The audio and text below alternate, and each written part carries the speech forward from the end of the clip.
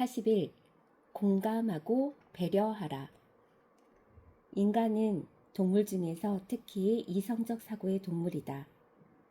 그래서 감정의 골이 깊거나 마음의 상처를 받으면 그 분노로 인해서 몸과 마음은 이미 병들어 갈 것이다.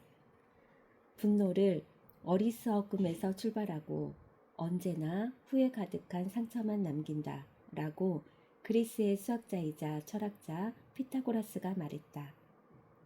야구장에서 파울볼이 많은 사람 중에 재수없게 공이 나한테 날아와서 머리를 정통으로 맞았다.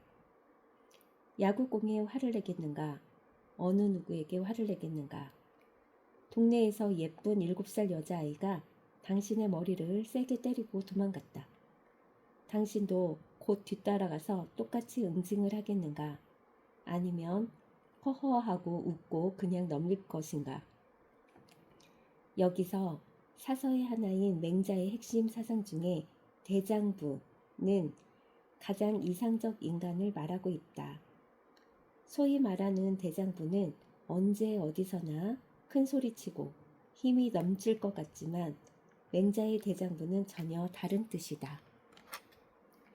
공자 사상에 버금간다고 해서 아성이라고 칭송받는 맹자의 대장부 사상은 자신이 옳지 못한 행동을 했을 때는 거린에게도 무릎을 꿇을 줄 아는 호연지기, 지극히 강한 기운을 강조했다. 이 말은 옳고 그름을 확실히 하고 천한 사람에게도 무릎을 꿇을 수 있는 용기와 정당하고 옳은 일에는 10,000,000명에게도 주장하라는 것이다.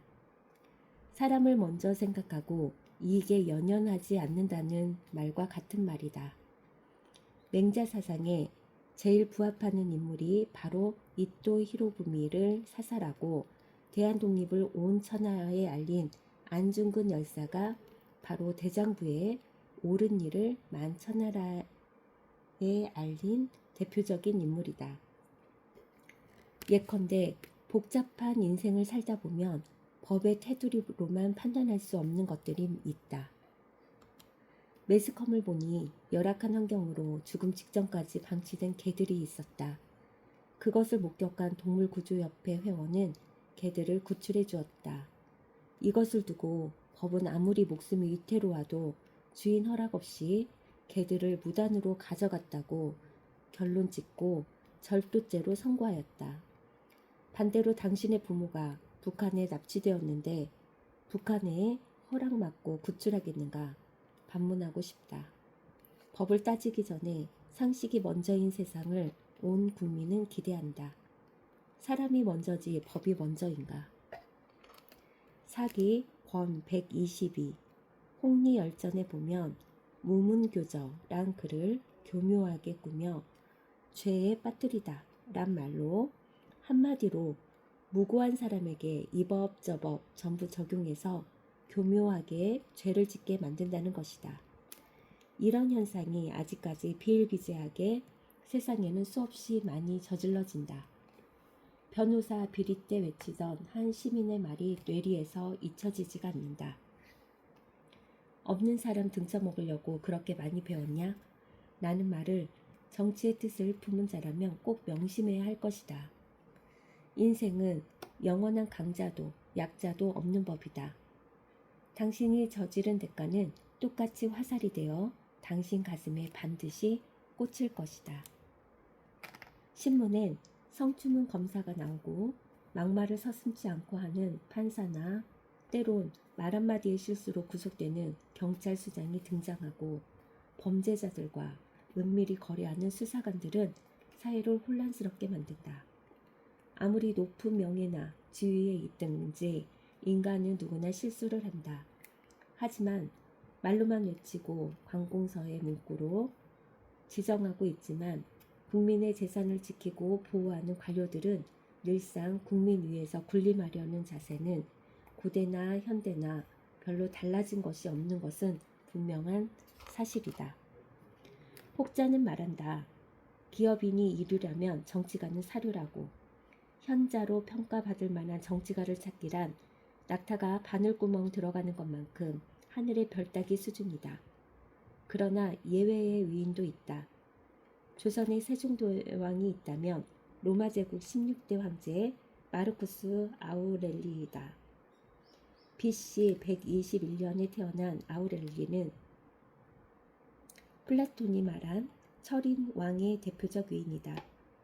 영국의 역사가인 에드워드 기번은 그의 치세야말로 대민족의 행복을 오직 통치의 신념으로 삼은 역사상 유일한 시대라고 극찬했다.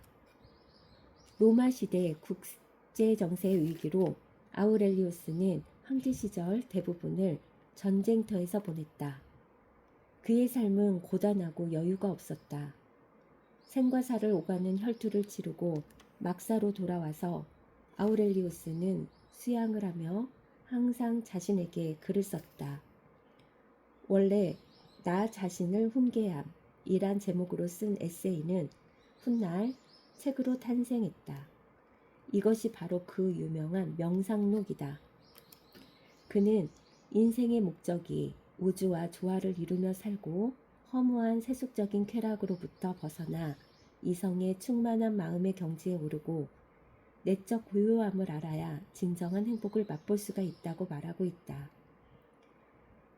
삶의 깨우침에 관한 주옥 같은 그의 잠언들이 2000년이 지난 지금도 여전히 빛을 발하는 이유를 오늘날 관료들은 다시 한번 돌이켜 봐야 할 것이다. 그래서 기성세대의 낡고 죽은 사고는 대한민국의 미래를 위해서 이제 마감해야 한다. 필자는 지금의 20대에게 새로운 패러다임의 위대한 대한민국을 세워주길 진심으로 바란다. 국민 영웅 사이만이 우울한 국민들에게 젠틀맨이라는 신곡으로 희망과 활력소를 재미를 주고 있는 것 같다. 반면 정권이 바뀌어도 관료들은 보여주기식 생색만 내는 정치쇼를 많이 한다는 것이다. 지식을 많이 놓자는 공허한 구호만 외치지 말고 실질적으로 현실에 직접 도움이 되는 정책이 필요하다는 것이다. 우연히 2012년에 자녀 부양 제도를 동사무소에 물어보니 두 번째 자녀부터 돈 10만 원 지원만 된다는 등 별 실효성 없는 정책으로 한 명도 놓을까 말까한 현실에 참 어처구니가 없었다. 정치는 진정 백성의 마음을 헤아리지 못하면 하지 말아야 한다. 사마천 사기 주봉기에 보면 서주 제10대 왕 여왕 호의 행동이 포악하고 사치하고 교만하여 사람들이 이를 비방하자 여왕은 위무, 위나라의 무당의 신통력을 빌어 철저하게 언로를 막았다. 사람들은 감히 말을 못하고 길에서 만나면 눈으로 뜻을 나누었다. 이에 여왕은 비방을 없애다고 스스로 자만에 빠져 기뻐하였다. 소공은 이렇게 말한다. 백성의 입을 막는 일은 물을 막기보다 더 힘들다라고 했다. 이를 두고 박민지구 심어 방수라 한다. 그리고 여러 사람의 입은 쇠도 녹이고 헐뜯음이 쌓이면 뼈도 깎는다고 민심의 중요성과 덕치를 말하고 있다. 당태종은 정치가 맑기 위해선 근원이 맑아야 한다. 근원이 흐리고서 어찌 신하와 국민들에게 맑기를 원하느냐. 민심은 물과 같아서 배, 정치를 띄울 수도 있고 배를 엎어버릴 수도 있다. 라고 했다. 정치의 최종 마지노선은 결국 민심이란 것을 현세의 관료들은 깊이 새겨져야 할 것이다. 또한 사기의 자객열전엔 가장 슬픈 자객이 한 명 있다. 서여란 자객은 진나라 명재상 조순을 살해하려다 새벽에 관복을 입고 조정에 나갈 준비를 단장하는 조순의 모습을 보고 반해서 이 사람은 나라를 위한 충신이구나 라고 생각하고 마당으로 가서 큰 소리로 나는 당신을 죽이려 한다 라고 경고만 하고 회나무에 머리를 박고 스스로 자결을 했다. 자객이지만 오늘날 시기와 질투로 얼룩진 세상과 달리 사람 됨됨이를 알아보고 스스로 옳지 못한 행위에 회의를 느끼고 행동으로 보여준 의리 있는 풍운아들이 많았고 후손들에게 큰 가르침을 주고 있다. 또 다른 한 명의 자객 섭정은 도살업을 하는 비천한 신부님에도 자신의 사람됨을 먼저 알아보고 극진히 대접해준 한나라의 망명, 엄중자의 원수인 한나라 재상, 현누를 죽인 후 스스로 자살한 자객이었다. 사기, 권 86 자객열전 중 예양의 말에 남자는 자신을 알아주는 사람을 위해 목숨을 바치고 여자는 자신을 사랑해주는 남자를 위해서 화장을 한다는 유명한 말을 남겼다. 당시 자객들은 비록 킬러지만 지조와 옳고 그름을 지키는 의리와 어떻게 살아야 하는가란 많은 교훈을 던져주고 있다. 오늘날 관료들은 세종의 말처럼 민심을 제대로 파악하지 못하고 백성을 섬길 마음이 없는 자는 깨끗하게 스스로 물러나야 한다. 국민 세금만 축내는 넘치는 정치 잡상인들은 자기 밥그릇 챙기기에 바쁜 장사꾼이 되지 말고 가슴에 손을 얹고 양심적으로 스스로 깨끗이 물러나는 도량이 큰 사람이 되길 국민들은 간절히 원하고 바라고 있다. 사마천의 주보열전에는 나라가 흥하려면 반드시 상스러운 징조가 나타나고 군자는 기용되고 소인은 쫓겨난다. 나라가 망하려면 어진 사람은 숨고 나라를 더럽히는 만신들이 귀하신 몸이 된다. 나라의 안위는 군주의 어떤 명령에 달려있고 나라의 존망은 인재의 등용에 달렸다고 인재의 중요성을 2100년 전에 사마천은 이미 알고 있었던 것이다. 또한 사기 보이만서에는 가난한 선비에게는 오히려 죽음을 함께할 문경지교, 서로 죽음을 대신할 수 있을 만큼 막연한 사이가 있거늘 지금 천하를 뒤엎고도 남을 큰 나라의 목숨으로 절개와 지조를 지키는 신하가 단 하나도 없고 그저 끼리끼리 패거리를 짓고 모조리 구차한 언행으로 제 몸보신에만 열을 올리면서 사사로운 이익만 생각하니 나라를 망치는 정치로다 라고 꾸짖고 있다. 그렇다고 대한민국이 희망이 없다는 것이 아니다. 희망이 너무 넘쳐서 탈이다. IMF 이후 일자리가 줄었고 비정규직은 엄청나게 넘치고 승자 독식의 사회가 당연시되었다. 과거 세대를 경험하지 못한 세대는 승자 독식이 거의 생존 독식에 가깝다. 공부는 뒷전이고 등록금 인상반대 시위에 아르바이트에 심신이 편할 날이 없다. 대학의 슬그머니 눈치보기 인하 작전은 학생을 돈으로 저울질하는 시장의 장사꾼이나 무엇이 다른가.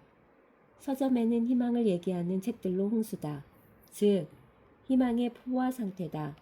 대한민국은 지금 젊은이들에게 새로운 희망을 줄 수 있을까요? 대답 또한 역설적일 수밖에 없다.